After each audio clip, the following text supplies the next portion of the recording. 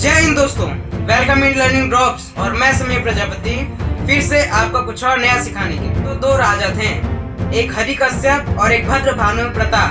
दोनों बहुत ही अच्छे दोस्त थे, लेकिन जो हरि कश्यप था वह भद्र भानु प्रताप को धोखा देकर उसके शत्रु से हाथ मिला लिया था और उसके राज्य पर कब्जा करना चाहता था।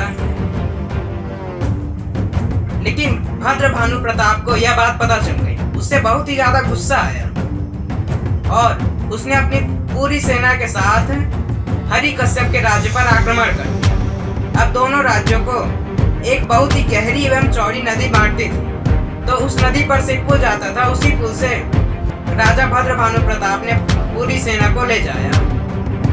और जब पूरी सेना पहुंच गई, उसके बाद पूरी सेना ने देखा कि जो हरि कश्यप की सेना थी वो बहुत ही विशाल थी, क्योंकि उसने भद्र भानु प्रताप के शत्रु के साथ भी हाथ मिलाया था। तो दोनों राज्यों की सेना पूरी मिक्स थी, उनके पास खतरनाक हथियार थे। और उतनी बड़ी सेना देखकर भद्र भानु प्रताप की सेना का आत्मविश्वास बहुत डाउन हो गया और वे सोचने लगे कि हमें वापस चले जाने चाहिए, यहाँ आक्रमण नहीं करना चाहिए, हमारी जीत नहीं हो सकती। लेकिन जो भद्र भानु प्रताप था बहुत ही दिमाग वाला था। वो अपनी पूरी सेना को लेकर जिस पुल से आया था उस पुल को उसने मिट्टी डालकर जला दिया और अपनी पूरी सेना को इकट्ठा करके संबोधन में कहा कि इस राज्य पर आक्रमण करने का हमारा मकसद है विजय या फिर मृत्यु, यानी हमारी या तो विजय होगी या तो हमारी मृत्यु होगी। और पूरी सेना में जोश भर दिया और उनके दिमाग में बैठा दिया कि यहाँ आए हैं तो इस राज्य को जीत कर ही जाएंगे, दूसरा कोई रास्ता खुला नहीं।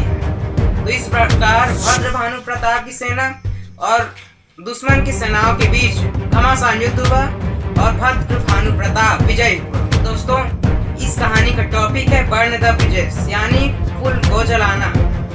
अगर उसने उस पुल को नहीं जलाया होता, यानी भागने के सारे रास्ते बंद नहीं किया होता, तो वह उस युद्ध को नहीं जीत पाता। लेकिन दोस्तों, आजकल ज्यादा से ज्यादा लोग एक गलती कर बैठते हैं कि वो जब कोई भी कठिन कार्य करने जाते हैं और थोड़ी सी भी कठिनाई आएगी या फिर परेशानी आएगी तो ये भाग खड़े होते हैं। और ऐसा क्यों होता है? क्योंकि उन्होंने एक रास्ता छोड़ रखा होता है कि कोई परेशानी आएगी या वह कार्य मैं नहीं कर पाऊंगा तो वापस चले जाऊंगा, और इसी कारण से वे अपने पूरे पावर को इस्तेमाल नहीं कर पाते। आप तब तक अपने अंदर के पूरे पावर को इस्तेमाल नहीं कर पाएंगे जब तक आप यह निश्चित ना कर ले कि वापस जाने के पूरे रास्ते आपने बंद कर दिए हैं नहीं। अगर आपने रास्ता छोड़ा है कि थोड़ी कठिनाई आए तो हम वापस जा सकते हैं, तो वह आपका कार्य सिद्ध नहीं हो सकता। मनुष्य की रचना उसी प्रकार से हुई है कि जब तक उसके सामने भागने के रास्ते बचे रहेंगे तो वह संघर्ष को छोड़कर भागने के लिए ललचता रहेगा, वह संघर्ष बिल्कुल नहीं करेगा। इसीलिए तो लाखों लोग कठिनाई आने पर कठिनाइयों को पीठ दिखाकर भाग जाते हैं, क्योंकि उनको पता होता है कि वापस जाने के लिए हमने रास्ता छोड़ा हुआ है, हम कार्य तो कर रहे हैं, हमें विजयी भी होना है। लेकिन अगर हम हार गए तो क्या होगा, इसलिए एक रास्ता छोड़े रहते हैं ताकि अगर हार गए तो उस रास्ते से वापस जा सके, और उसी के कारण हम कोई भी कार्य नहीं कर पाते। अब जैसे एक कुत्ता एक जगह खेल रहा था और वह जैसे ही दौड़ रहा था, उसने पीछे देखा, उसके पीछे चीता आ गया और फिर सामने देखा कि दीवार है। अब उसके पास भागने के लिए कोई रास्ता नहीं बचा है, तो वह इतना जोर से भौंकना शुरू कर दिया और भौंकते भौंकते चीते के सामने गया। चीता भी डरने लगा, एकदम खतरनाक कुत्ते की तरह वो भौंक रहा था और उसलिए भौंकते भौंकते वह साइड से निकल गया। चीता कुछ नहीं कर पाया, लेकिन अगर उसके सामने रास्ता होता तो उसी रास्ते से भाग जाता, हिम्मत नहीं दिखाता। इसलिए जब हमारे पास भागने के लिए कोई रास्ता नहीं बचा होता है तो हम अपना 100% देते हैं किसी भी कार्य को करने के।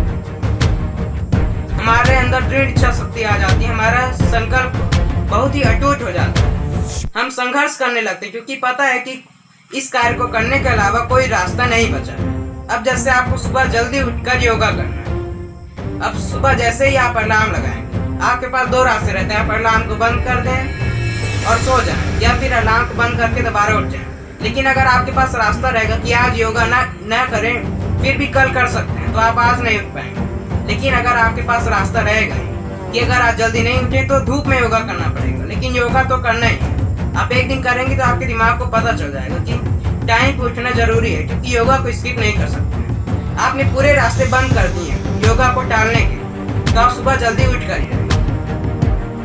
इसीलिए जब हमें खुद पर विश्वास नहीं होता, अपनी काबिलियत पर विश्वास नहीं होता और अपने विजयी होने पर विश्वास नहीं होता, तभी हम ऐसे पीछे के रास्ते छोड़े रहते हैं। क्योंकि जब हमें पता होता है कि हम उस कार्य को नहीं कर पाएंगे, तो भागने के लिए रास्ता चाहिए। तो खुद पर विश्वास जगाए रखें और खुद से वादा करें कि किसी भी कार्य को करना है तो करना है, भागने का कोई रास्ता नहीं। तो इसलिए मैं उम्मीद करता हूँ कि यह बात आपको पूरी अच्छी तरह से समझ आ गई होगी और आप इसे अपनी लाइफ में हमारे साथ बने रहिए, सीखते रहिए, क्योंकि सीखना बहुत जरूरी है। सीखना बंद तो जीतना बंद। Stay connected, stay motivated. जय